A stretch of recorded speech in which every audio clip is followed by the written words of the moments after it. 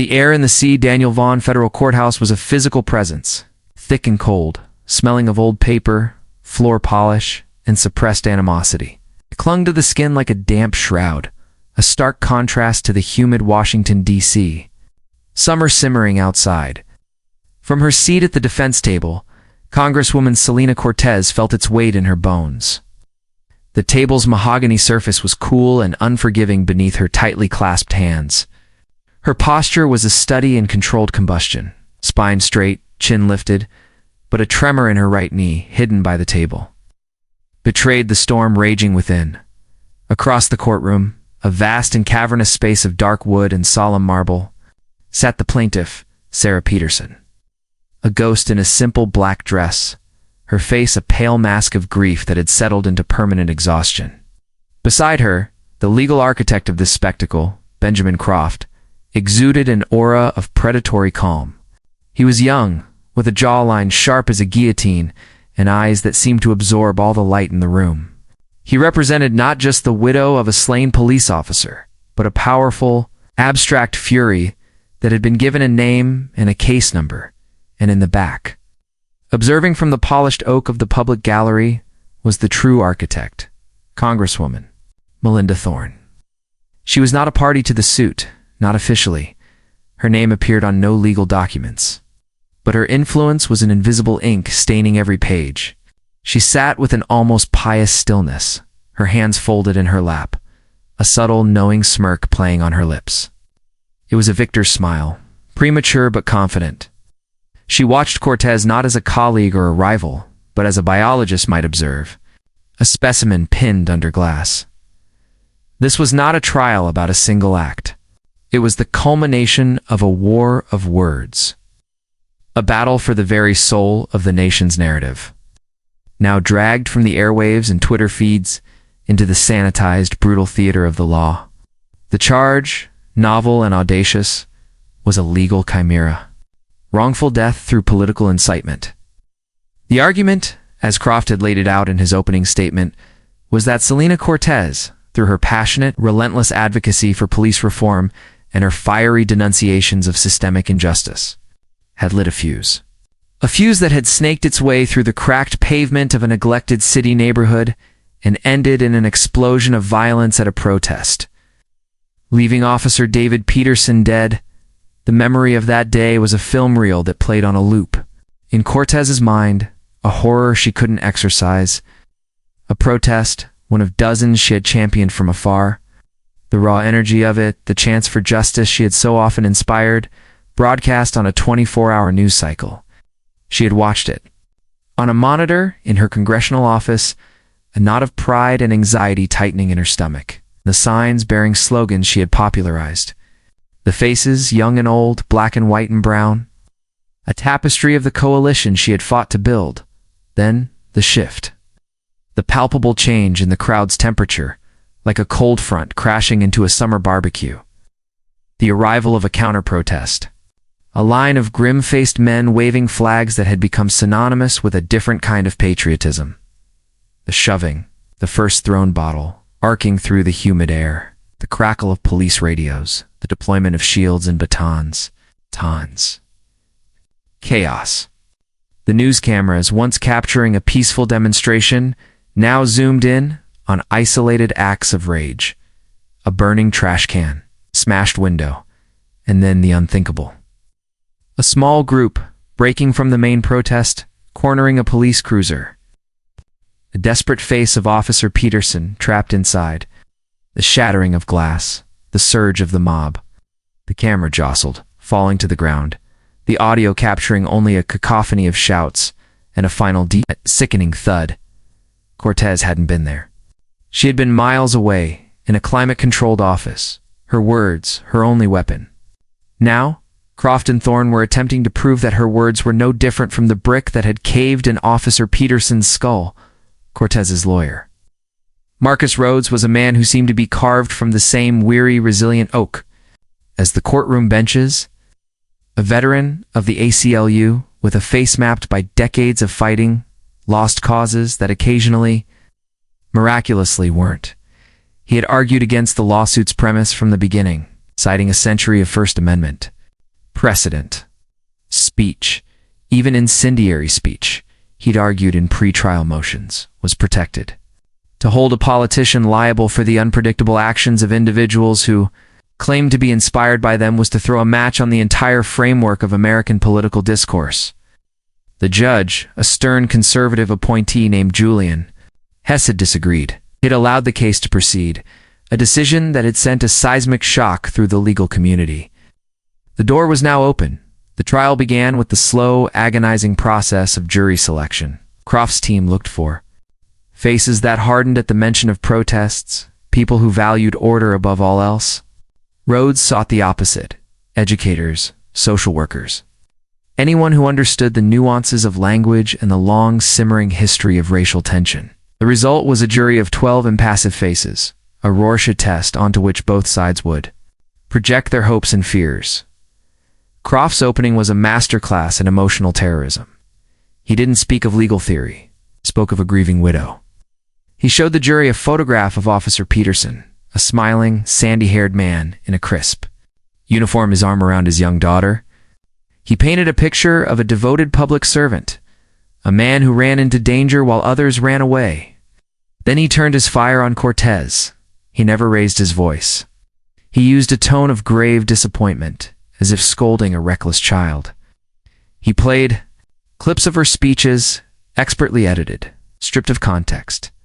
On the large courtroom monitors, Cortez's face appeared 10 feet high. Voice, usually a source of her power now, sounded shrill, alien. We must dismantle these oppressive systems, brick by brick. The clip cut. Another clip.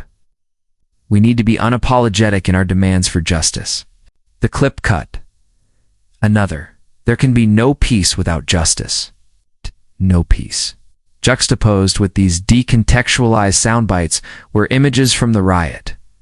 The burning car, the angry, screaming faces, the chalk outline on the pavement where Officer Peterson had fallen. Croft's implication was clear and devastating. Her words were the blueprints for this destruction. She was the architect, protesters merely her unwitting construction crew. Cortez felt a cold fury rise in her throat, a desire to scream that this was a lie, a grotesque caricature of her life's work. Wanted to explain that dismantling systems was about policy, about ending qualified immunity, got reallocating funds to social services, not about literal bricks and mortar. But she could say nothing. She could only sit and watch as her identity was methodically disassembled and reconstructed into that of a monster. Rhodes's hand rested on her arm, a silent, grounding pressure. Stay calm. This is their show. Our turn will come. Rhodes's opening was a stark contrast. It was a dry, almost academic lecture on the history of American protest and the sanctity of the First Amendment. He spoke of the civil rights movement, of the suffragettes, of the anti-war protesters of the 1960s. He argued that all movements for change throughout history had been branded as dangerous and disruptive by the establishment. He positioned Cortez not as an outlier, but as part of a long, noble tradition of dissent. He tried to elevate the jury, to ask them to see beyond the raw emotion and consider the terrifying precedent they would set. Cortez watched their faces. A few seemed engaged, thoughtful. Others looked bored. One juror, a middle-aged man with a flag pin on his lapel, stared at Cortez with an expression of undisguised contempt. The first witness was Sarah Peterson. She walked to the stand with a fragile, unsteady gait. Her voice was barely a whisper as Croft led her through the story of her life with David. Their first date, their wedding, the birth of their daughter, Lily, the last time she saw him alive. As he kissed her goodbye on the morning of the protest, her testimony was punctuated by long, shuddering breaths. She never looked at Cortez. Croft asked her what she thought when she heard the Congresswoman's speeches on the news. I thought it was hateful, she whispered, dabbing her eyes. With a tissue, it felt like she was painting a target on his back, on the backs of all of them. Rhodes's cross-examination was excruciating for everyone, including him.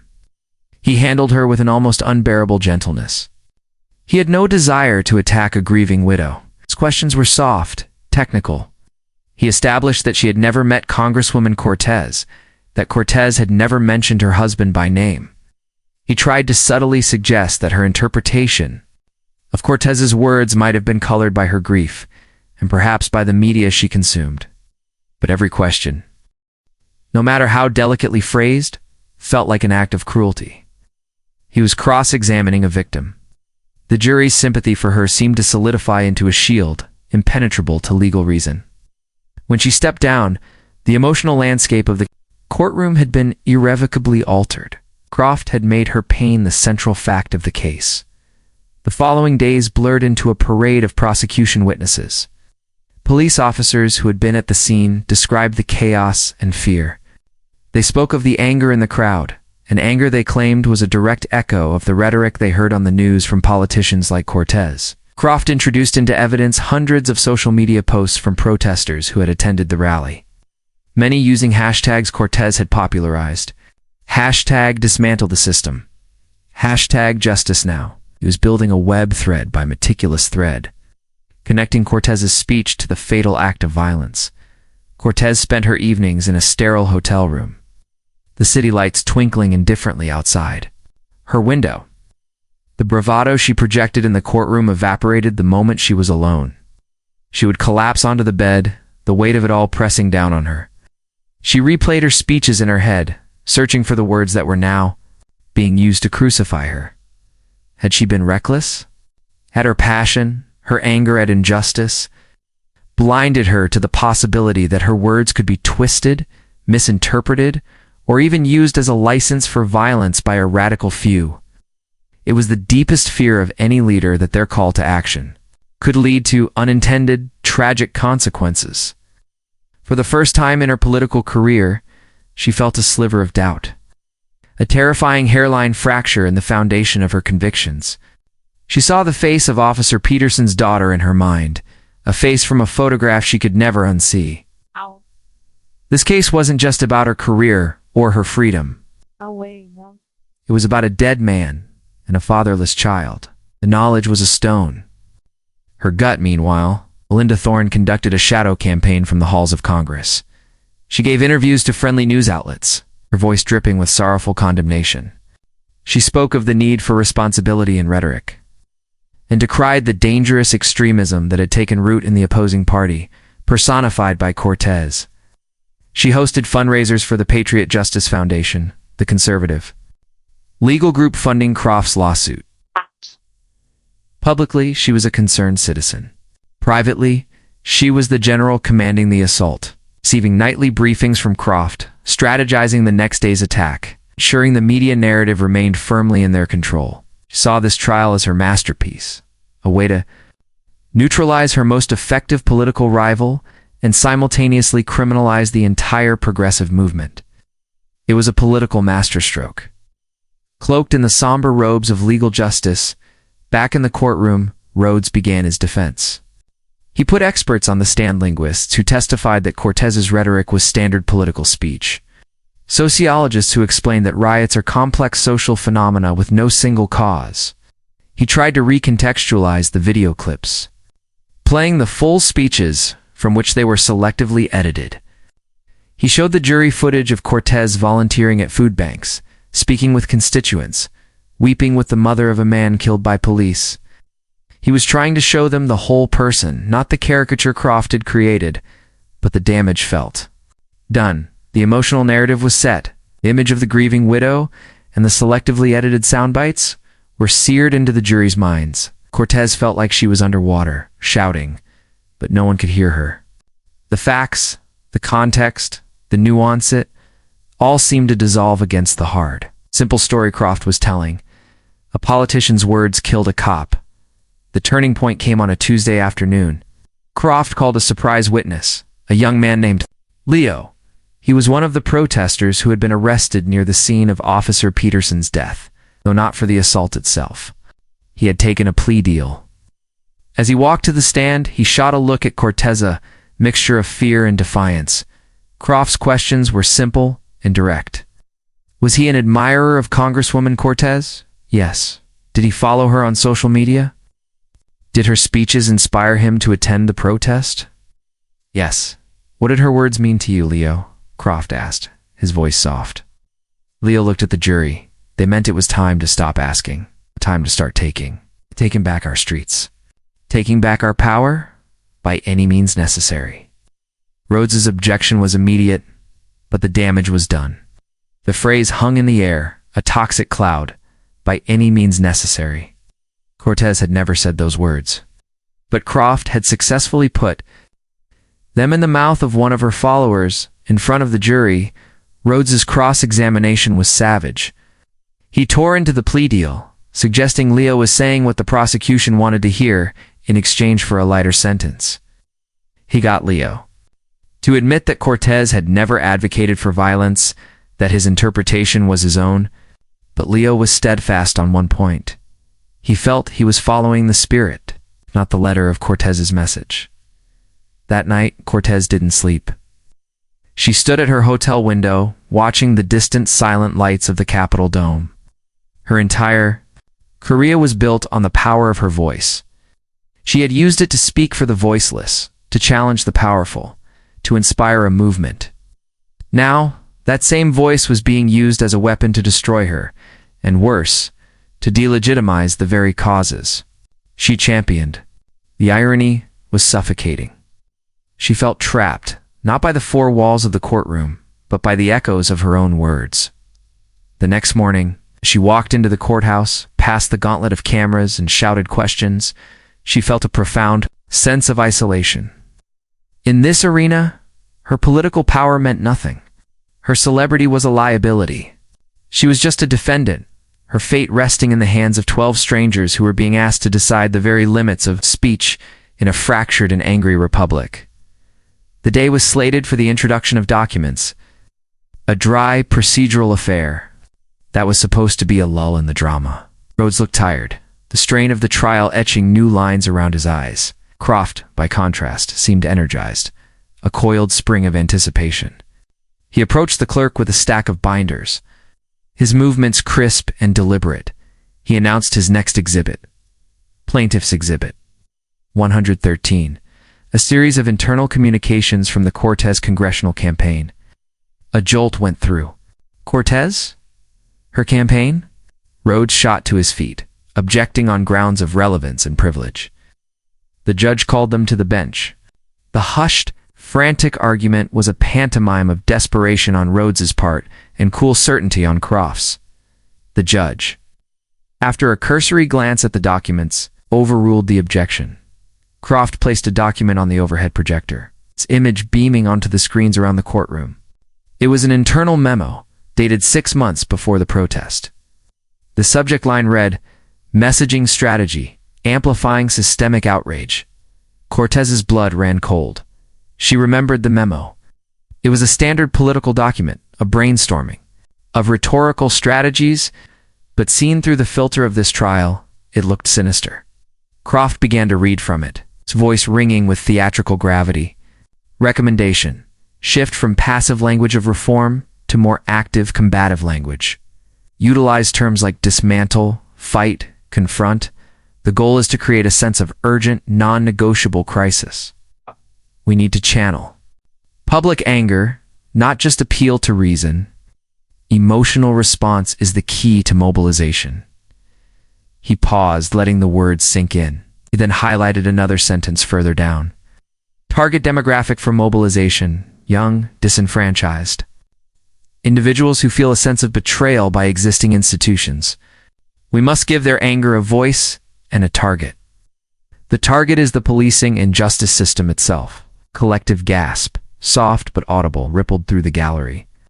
The jury was transfixed, their eyes flicking from the screen to Croft to the stone-faced woman at the defense table. It was her political strategy laid bare. It was calculated. It was cold. It was the sausage-making of modern politics, the cynical mechanics behind the inspiring speeches. And in the context of a dead police officer, it sounded like a premeditated plan to foment chaos. Croft turned to the jury, his expression one of sorrowful vindication. This wasn't just passionate speech, he said, his voice dropping to an accusatory whisper. This was a strategy. A campaign to channel public anger. A plan to give that anger a target. Officer David Peterson and his family, ladies and gentlemen, were the collateral damage of that campaign. Cortez felt the floor drop out from beneath her. Rhodes was ashen-faced. He knew, and she knew, that the case had just been lost. It wasn't about the First Amendment anymore.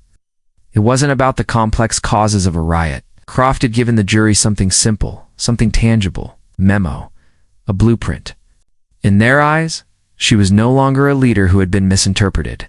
She was a conspirator who had been caught. The cold, sterile air of the courtroom suddenly felt like the inside of a tomb. The recess was a mercy, but it offered no relief. The 10-minute break felt like a lifetime sentence in a soundproof chamber of shock. Selena Cortez didn't move from the defense table.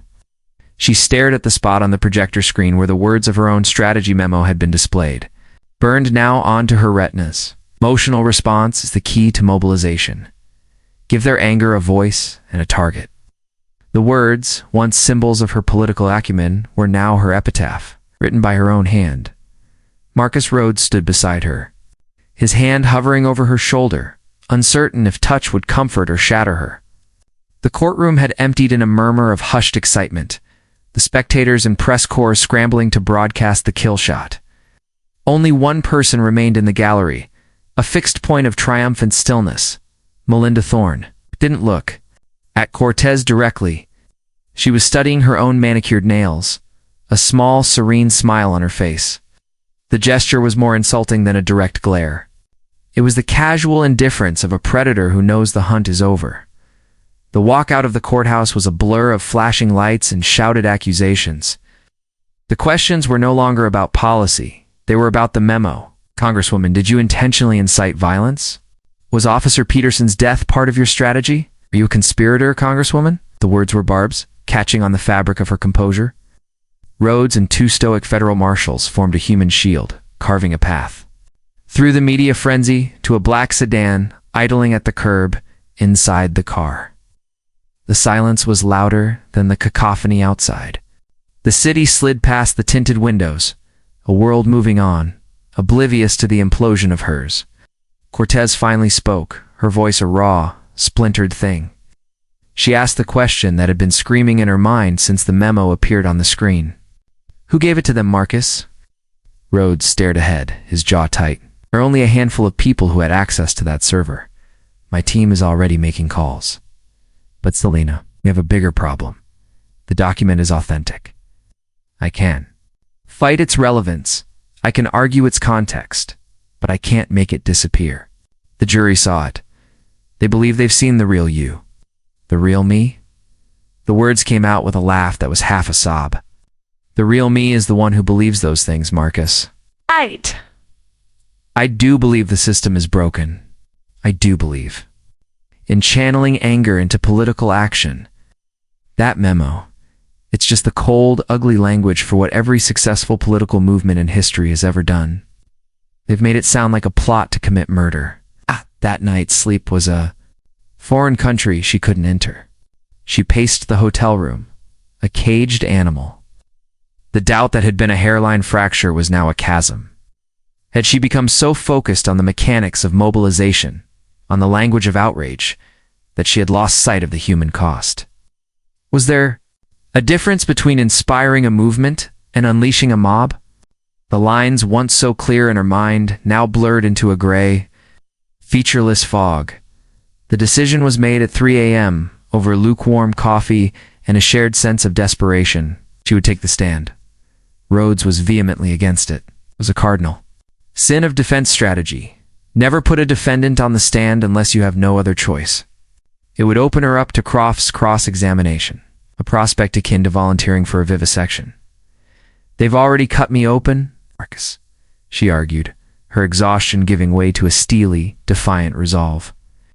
They've put my words, my face, my very thoughts on trial. The least I can do is show up for it. I will not let that memo be the last word they hear from me.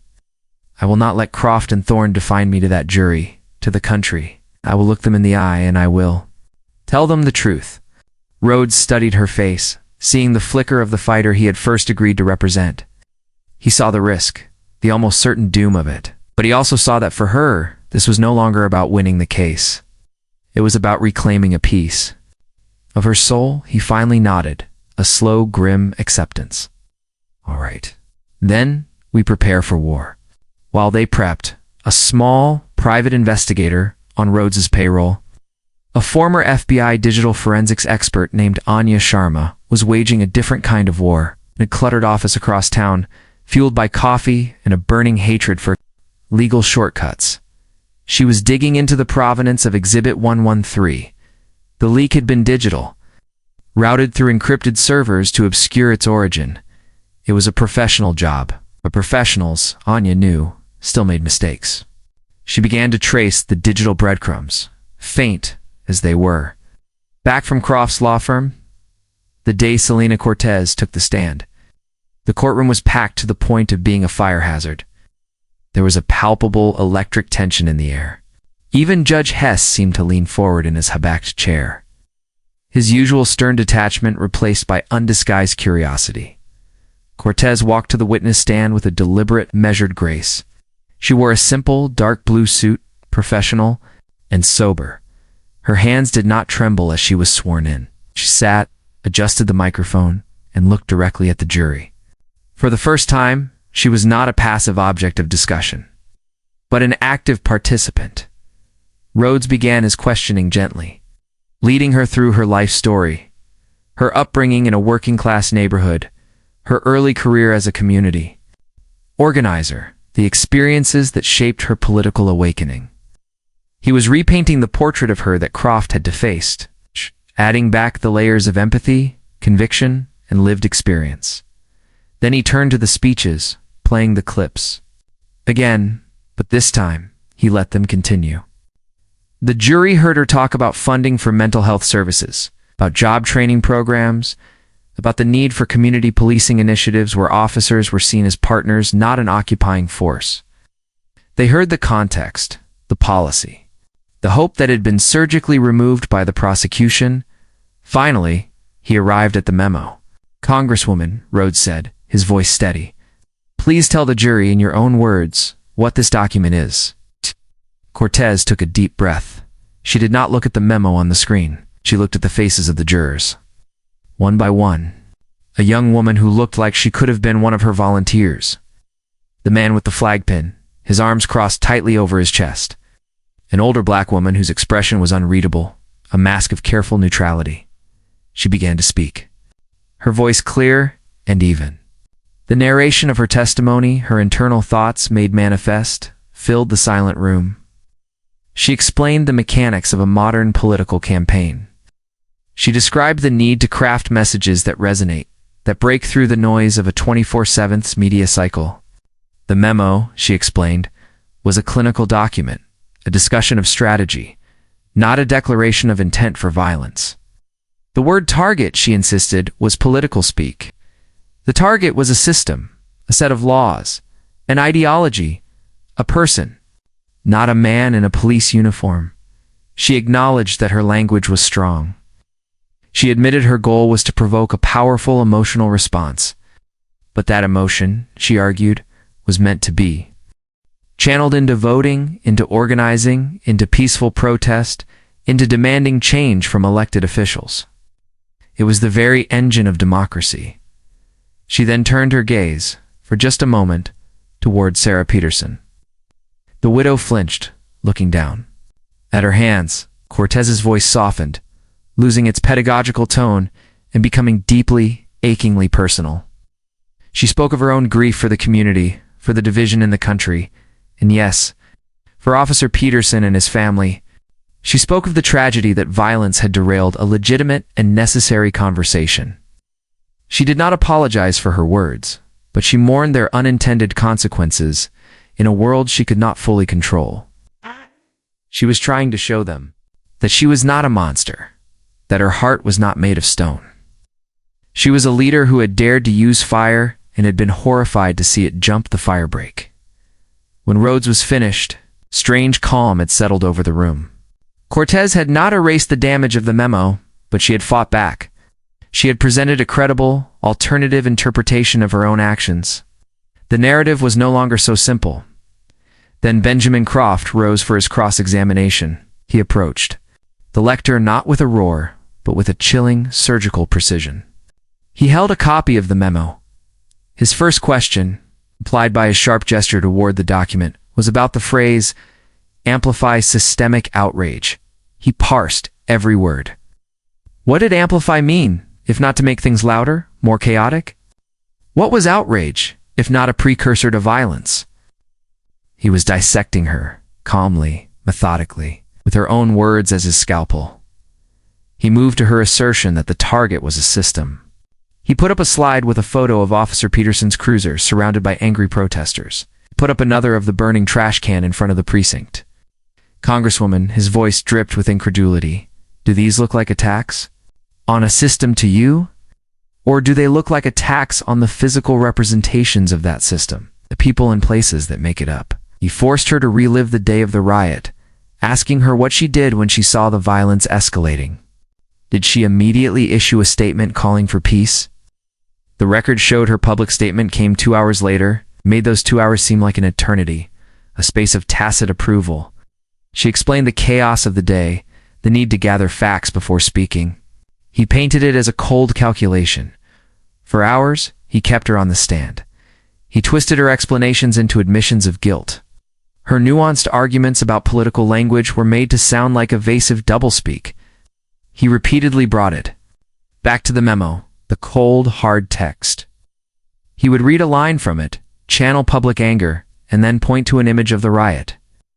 The juxtaposition was brutal and effective. Through it all, Cortez fought to maintain her composure. Were moments it cracked. At one point, Croft asked her if she felt any personal responsibility for the radicalization of the young man. Leo, her face tightened, a flash of pure fury in her eyes. But she reined it in, offering a clipped, measured response about individual accountability. She saw the man with the flag pin on the jury nod grimly at Croft's question. She felt him slipping away. She felt them all slipping away. When she finally stepped down, she was emotionally and psychically drained. She had walked into a minefield and Croft had expertly detonated every single mine. She had shown them her heart, and he had convinced. The jury, it was a calculating machine. The closing arguments were a formality. Rhodes gave a noble, desperate speech about the chilling effect this verdict would have on free speech. On all political dissent, he pleaded with the jury to look beyond the tragedy of one day and see the long, dark road a guilty verdict would pave. Croft's closing was a eulogy and an execution. He spoke for only 20 minutes. He barely mentioned the law. He spoke of a husband and a father. He walked over to Sarah Peterson and placed a hand on her shoulder. And for his final act, he picked up the framed photograph of Officer Peterson with his daughter and held it up for the jury to see. He said nothing, letting the silence and the image do his work for him. Then he returned to his table, the echo of his final spoken argument. Her words did this, reverberating through the chamber. The jury was out for 2 days. It's 2 days of agonizing, suspended animation for Cortez. She and Rhodes sat in a small conference room near the court, a legal purgatory. The hum of the city outside felt a universe away. On the second afternoon, Anya Sharma, the investigator, called Rhodes's phone. His face, etched with fatigue, changed. A flicker of something shock, disbelief, a grim sort of triumph passed through his eyes. He listened intently, scribbling notes on a legal pad. When he hung up, he looked at Cortez. They found it, he said, his voice low. The source of the leak, Cortez whispered. A junior communications aide, hired 6 months ago for cause. He was disgruntled. But that's not the story. Rhodes leaned forward, his eyes intense. He didn't just give it to them. He was paid $50,000. The payment was routed through 3 shell corporations, but the initial transfer came from a slush fund controlled by the Patriot Justice Foundation. Cortez's mind reeled. The group funding Croft, Thorne's backers. That's not all, Rhodes continued, his voice dropping further. The aide also provided them with a list of vulnerable, impressionable young followers of yours who frequented online forums, names, social media handles. Leo's name was on that list, Selena. And the day after Leo was arrested, a public defender with known ties to the foundation visited him in jail before he had even been assigned counsel. They didn't just get the memo, they got a roadmap. They found their perfect witness, and they cultivated him. The air left Cortez's lungs. It wasn't just a leak. It was a conspiracy. A deep, deliberate, and illegal operation to frame her. They hadn't just found a weapon. They had manufactured the ammunition and handpicked the shooter before she could process the full monstrous weight of it. A bailiff knocked on the door. They have a verdict. The walk back to the courtroom was surreal. Cortez's head was spinning with Rhodes's revelation. The verdict, which minutes ago had felt like the end of the world, now seemed like a single scene in a much larger, darker play. She sat at the defense table. She looked at Croft, who was arranging his papers with an air of smug finality. She looked at Thorne in the gallery, her face a perfect mask of solemn concern. They were actors, their performances flawless. All rise. The jury filed in, their faces grim, unreadable. They refused to make eye contact with Cortez.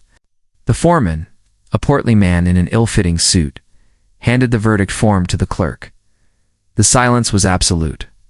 Cortez could hear her own heartbeat in her ears. Rhodes placed a hand on her arm, not in comfort, but as an anchor. The clerk's. The voice was flat, devoid of emotion as she read from the paper. On the charge of wrongful death through political incitement, in the case of Peterson versus Cortez, we the jury find the defendant. A long, agonizing pause. Cortez held her breath. Liable. A sharp collective intake of breath from the gallery. Sarah Peterson collapsed into sobs, Croft wrapping a protective arm around her. Melinda Thorne closed her eyes, a beatific expression on her face, as if in prayer. A fall from grace, complete and absolute. Cortez felt nothing. Word liable was just a sound, disconnected from reality. Her reality had shifted a few minutes earlier in the conference room. As the judge began to thank the jury for their service, Rhodes discreetly passed her the notepad. Scrawled at the bottom of his notes on the investigation were 3 words. He recorded them. Cortez's eyes snapped up from the pad. She looked at Rhodes, who gave her the slightest, almost imperceptible nod. The disgruntled aide. He had recorded his conversations with the operatives from the foundation. Proof. The courtroom was beginning to stir. A low rumble of victory from one side, the quiet packing of briefcases on the other. Cortez was now, by legal decree, the woman whose words had killed a man. Her career was in ruins. Her movement was discredited. She had been publicly, humiliatingly, and permanently branded. But as she sat there, stripped of her reputation and her political future, she looked across the room at Melinda Thorne. Thorne finally met her gaze. She offered a small, contemptuous dip of her head, a victor's acknowledgement of the vanquished. Cortez didn't flinch. She didn't look away. For the first time in weeks, a feeling other than fear or despair began to coalesce within her. It was a cold, hard, diamond-pure fury. The court of law had rendered its verdict. But another trial, one of public opinion, of truth, and of conspiracy, was just about to begin. The fall was complete, but the ground she had hit was not an end. It was a beginning. The legal battle was over, but the war, she now understood with chilling certainty, had just entered a new and far more brutal phase. The question of her liability was settled. The question of their criminality was an unexploded bomb, and she was the only one who knew where it was buried.